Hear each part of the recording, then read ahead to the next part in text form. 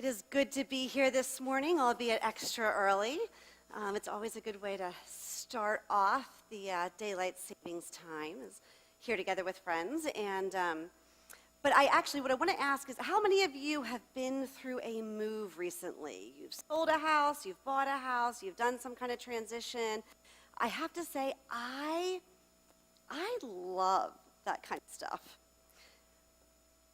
I know, it seems weird, right? When we first were married, we moved 5 times in the first 4 years of our marriage. I was constantly moving. And actually, the realtor, the last time when we moved from North Jersey back down to South Jersey, we initially were looking up in North Jersey for a home, and we looked for like 9 months. And about 3 months in, our realtor gave me his passcode to the MLS and was like, just look. Like, just look yourself, and when you find something you want, I'll take you to go see it. I thoroughly enjoy it, and I love looking at the different offerings, the way that different things are set up, the way different homes are laid out.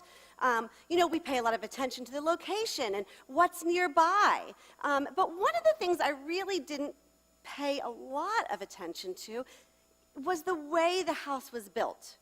I didn't really care. I mean, as long as it looked good and it had the amenities that I wanted it to have, I wasn't so concerned with what the foundation was, what it was built on. And it wasn't until years later when we are living in the house we currently are living in, and my parents were looking to move, and my husband said, hey, the house across the street's for sale. Why don't you come over here? He's crazy, but I love him. And so they ended up moving across the street, but when they were looking at this house across the street, they went down into the basement, and there was this huge crack along the foundational wall. And so they went back and forth with the buyers who kept saying it wasn't any problem and they didn't need to fix it. And so eventually my parents walked away. Well, somebody else came and made an offer on the house, and sure enough, the exact same thing happened.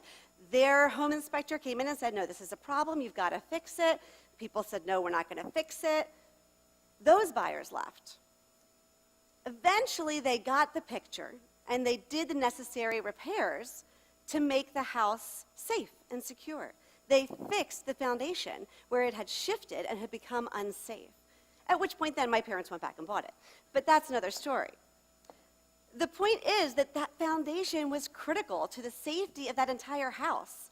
And all the time and energy that we spend looking at the location and the amenities and things like that pale in importance when we look at what something is actually built upon.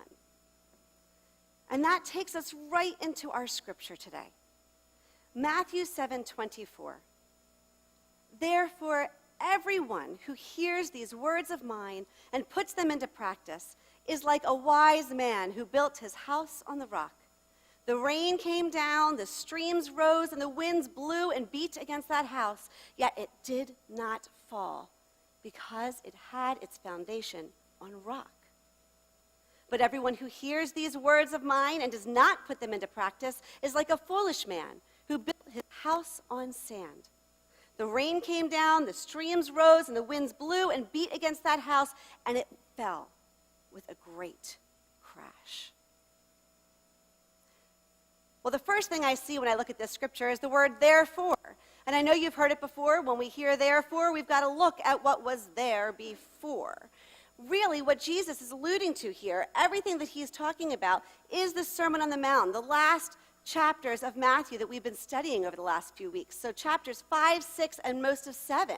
So he's saying, hey, everything I've just talked about, this is what you need to build your foundation on. And what's kind of cool about the Sermon on the Mount is that this is one of the sections of the Bible that gives us the most direct teachings from Jesus. Now, let me explain what I mean by that. Most of the time in the Gospels, we're hearing stories of how he had an interaction with somebody, stories of how he healed, talking to other people, the conversations that ensued, or we're hearing him talk and teach in parables to crowds that have gathered. In this Sermon on the Mount, we have 2.5, 3 chapters full of direct instruction. He talks about what it means to be a follower of Christ. So he started out by talking about the Beatitudes. And he kind of shook our foundation and said, what you think is blessed, I'm telling you isn't. Instead, blessed are the poor, blessed are the meek, blessed are the merciful and the pure in heart. And he goes on to call all who follow him salt and light. He charges us that we are to bring the seasoning in the world. We are to preserve the world. We are to be light in darkness. And he says, you do this by following my teachings. You do this by loving me. We talked about the fact that we need to look at our inner life. We need to look at how we relate to God. He taught us how to pray, how to give to the needy, the importance of refraining from worry, and how vital forgiveness is, both for ourselves and for those around us. And of course, because where our hearts are, our actions follow, he then taught us about the outer world and the way we should be interacting with the people that we're in contact with. He further clarified and said, it is not what the Pharisees have taught, in that it is not a bunch of rules to check off as having completed. No, instead, it is about our hearts. It is about how to love well. He called us not just to the letter of the law. No, he called us to more than that. He called us to love deeply and passionately. He called us to do unto others as we would have others do unto us. Not just avoid doing bad, but instead do good. Do good in our friendships. Do good in our marriages. Do good in our business dealings. Do good with our enemies. Walk that extra mile. Now, he does not expect us to do this perfectly, nor does he expect us to do this on our own. That's why in Matthew 7:7, he tells us that when we need something, to ask. Ask for his strength. Ask for his peace. Ask for his wisdom. And it will be given. Knock, and the door will be opened. If we could do it without him, there would have been no need for him to go to the cross.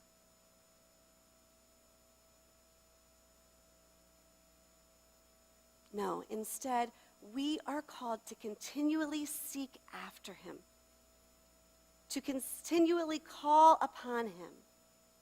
Because it is in those times, it is in those actions that we develop a relationship with him. It is then that we learn how to trust. It is through those prayers that we recognize his impact and change in our lives so that we can then take it out to everyone else. So we get back to his wrap-up, and he says at the end of all of this instruction, everyone who hears these words of mine and puts them into practice is like a wise man who builds his house upon the rock. Recently, I was reading an article about the Leaning Tower of Pisa, and it was fascinating to me. It took over 200 years to build the Leaning Tower of Pisa. Now, my understanding is that it's because they were in battle constantly. So they had to stop building and go fight some other invader off, and then they could go back to building again.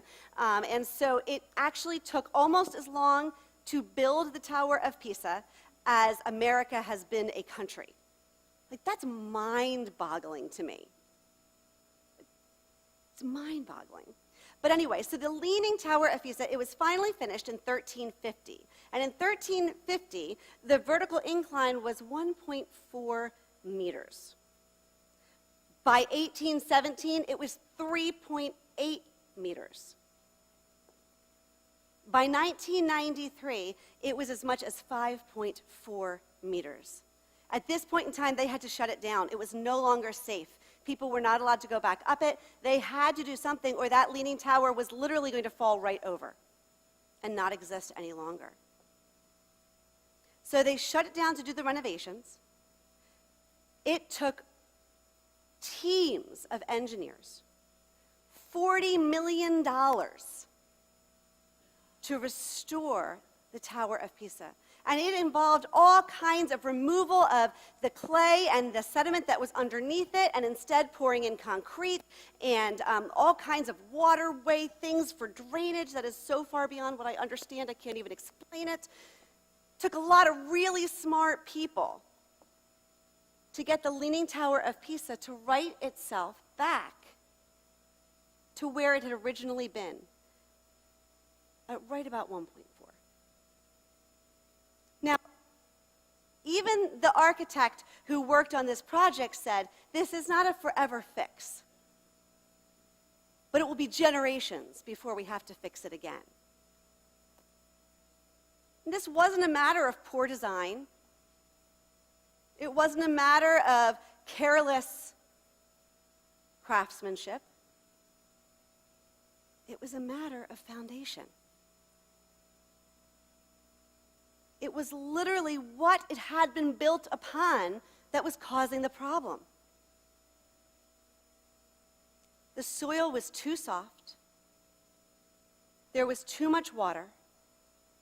And regardless of what they did, that tower was going to continue to lean.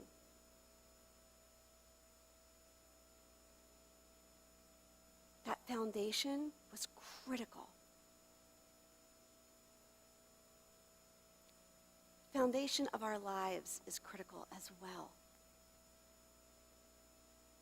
We spend years upon years building on that foundation. Those relationships, the value systems that we have in place, the way we interact with people, the jobs we do. Years upon years building on that. And we build our lives on a lot of different things. Think of it like the grains of sand in that sand under the Tower of Pisa. Lots of different things that we trust and expect will make our lives okay. Will keep us safe. Will make us feel better.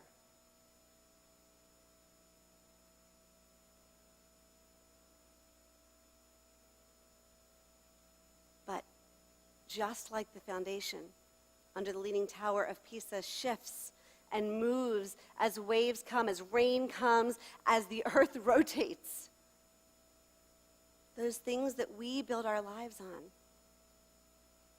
will prove themselves unsteady as well. You see, earlier in the Sermon on the Mount, Jesus had said clearly to us, you cannot serve two masters. Either he will hate one and love the other, or he will be devoted to the one and despise the other. You cannot love both God and money. Now, money is an easy one for us to say, oh yes, we know, we've heard this before, you can't serve both God and money. We understand that. My heart is with God. But when we look a little closer, we can realize it might be a little more complicated than that. I mean, I have the head knowledge. I know that I can trust God with my future. I can trust God with my finances. I know that. But sometimes my heart hasn't caught on yet. Recently, Kevin and I decided that, we've got some big expenses coming up. We need a new car, dog needs a root canal, college, things like that we're going to be paying for. So we thought, gosh, we should really look at our spending and see if we can't buckle down a little bit, pay off any extraneous, credit that we have, and make sure that we're prepared for these big events that are coming up. And so we talked about ways that we were going to adjust our budget and things like that. Maybe not dinner and a movie, just a movie or things like that. And I said, well, I guess I don't need that latte every morning from Dunkin' Donuts. And really started to look at the difference between needs and wants and all that good stuff. And it was in that process where I started to realize that my heart might like money a little bit more than I wanted to admit. I had gotten very comfortable living just a little bit outside our means. I'd gotten very comfortable with the idea if I wanted something, I could just go get it. So would my kids. Hey, can I just grab this? Got $20. We need milk. No, sorry. What? They've had a bit of a culture shock recently. What are you talking about? No? You want to go to college? Want to go on vacation? Yeah, we're going to save. We're going to do this well. Things we probably should have been doing years and years ago. But what's that Pastor Jeff always says? Finances is the final frontier. It's the last thing we like to hand over to God. Now, we've also seen it in the extreme. We could probably all know people who have literally built their lives upon their finances, upon money. They have sought after money. Their lives are driven around money. We have the expression, that he who dies with the most toys wins. It's that kind of mentality. It is their security. It is their freedom. It is the way that they show their status. For some people, it is just a means to fill up that God-shaped hole in their heart. And I have money so I can keep trying to buy and do different things. And that will make this hole feel full.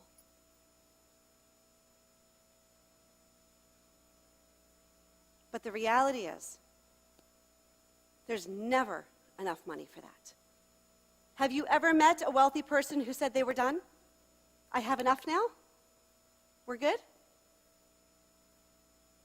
Have you ever met someone who wasn't wealthy who said, we're done, I've got enough now, we're good? There's never enough to fill that need that we feel. Because ultimately, money isn't the foundation. All it takes is one phone call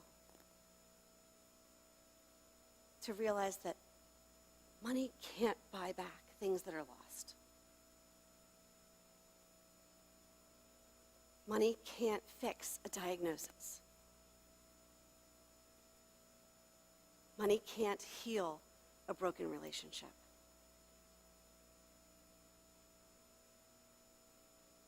Money is not a firm foundation. But maybe for some of us it isn't money. Maybe it's the approval of others. Maybe we have built our lives based upon the fact that we are concerned constantly with what others think about us, how they perceive us, how they interact with us, whether we are good enough or not. Pastor Jeff had talked years ago about the concept of an audience for one. And now, of course, Carson Wentz has taken that to a whole new level. You should be getting some rights here for that, I think. But he has his entire foundation now called Audience of One. And it is based on this concept of the only person that we need to seek to please in our lives is Jesus. And when you are unsure, when you are feeling like you are not on solid ground, that you walk into that stadium of life. And you take a minute and you listen to all of the voices that are informing your choices. And then you ask them to leave. Friends, you can feel free to leave. Parents, you can feel free to leave. Boss, you can feel free. Social media. And the only person that should be sitting in our stadium of life is Jesus. Because when we rely on the voices of others to determine who we are, to define who we are, good or bad, our foundation is sure to fail. Because even those best intentioned and well-loving people in our lives are imperfect. And they cannot be who or what we build upon. It could be self-righteousness. Ouch, that one hurts. But that's where the Pharisees were. We're so concerned with making sure that everyone else around us knows that our way is the right way, that we know what's going on, and that they don't, that we at least didn't do that. Well, at least I'm better than them. That we have missed how to love. We've gotten into the habit of keeping score rather than wiping the scoreboard clean and loving those around us. The reality is that quick list that you check off that says, yes, I am righteous, that is not a firm foundation to stand on. That's what Jesus just got done talking about in the Sermon on the Mount. None of us can stand on our own. For some of us, it's our children. Now, don't get me wrong. God entrusted them to us. We are supposed to pour into them. We are supposed to raise them and nurture them. But ultimately, our goal is that they would become independent adults, capable of self-thought, capable of living on their own, capable of being in healthy relationships and making good choices. But we can get so caught up in their education, in their athletics, in their performances, in their happiness, that we forget to look at our own foundation. And if we don't have a secure foundation, they can't possibly have a secure foundation.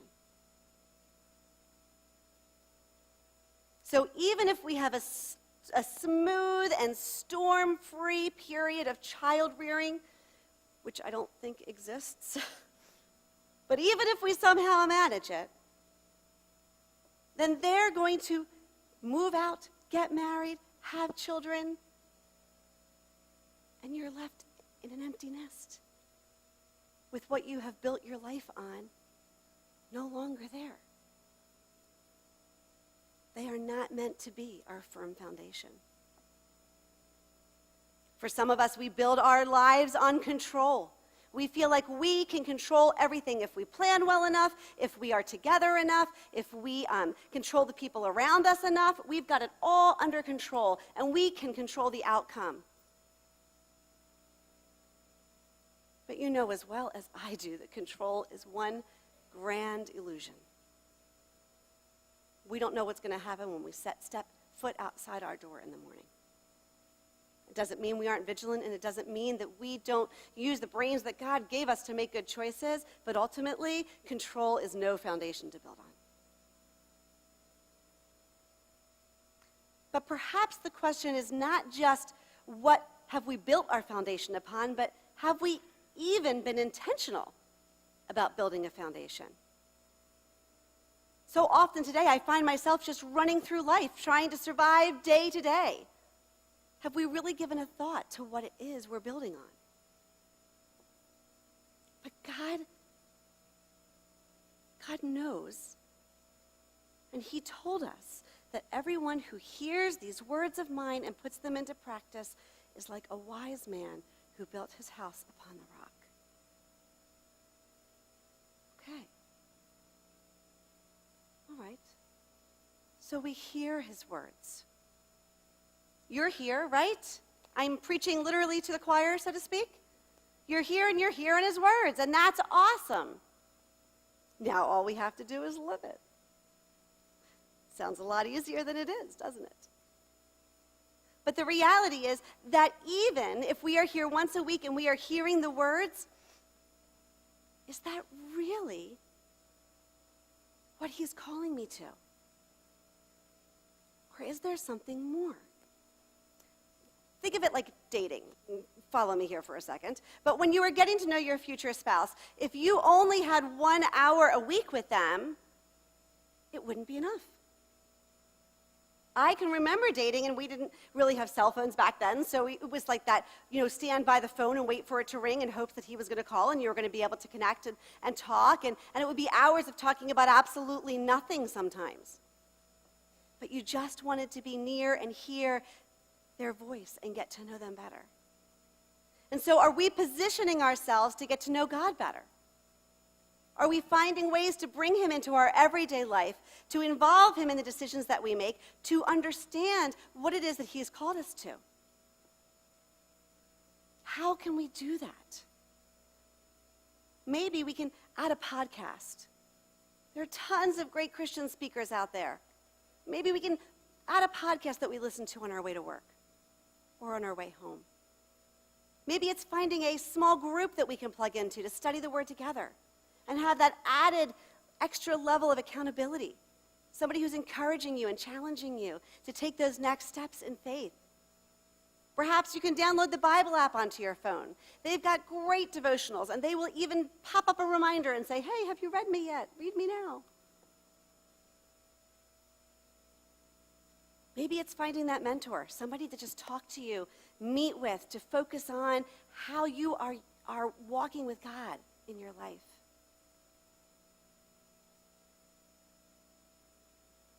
Because Jesus laid it out for us. He told us how to build that firm foundation, hearing and doing. But he also told us what happens if we don't. Everyone who hears these words of mine and does not put it into practice is like a foolish man who builds his house on the sand. The rain came down, the streams rose, and the winds blew and beat against that house, and it fell with a great crash. Jesus moves us from, hey, this is a great idea, to it can go really badly if we don't. And we've seen it, haven't we? We've watched those lives that seem to have everything together, whether it's celebrities or people we've known personally. Something happens, and it comes crashing down. And they're left in a puddle. They're left a mess, unsure of where to go and what to do because their foundation has crumbled.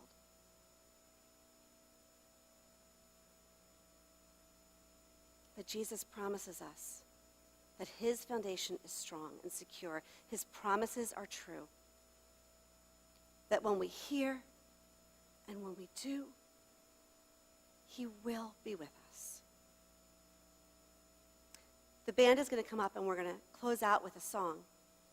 And as they're doing that, I want to share a quote from Benjamin Franklin. It's going to be up on the screen as well. It's from his book, The Art of Virtue, his formula for successful living. He says, we stand at the crossroads each minute, each hour, each day, making choices. We choose the thoughts we allow ourselves to think, the passions we allow ourselves to feel, and the actions we allow ourselves to perform. Each choice is made in the context of whatever value system we have selected to govern our lives. In selecting that value system, we are in a very real way making the most important choice we will ever make. We all have foundations. Have we been intentional about what they're built on?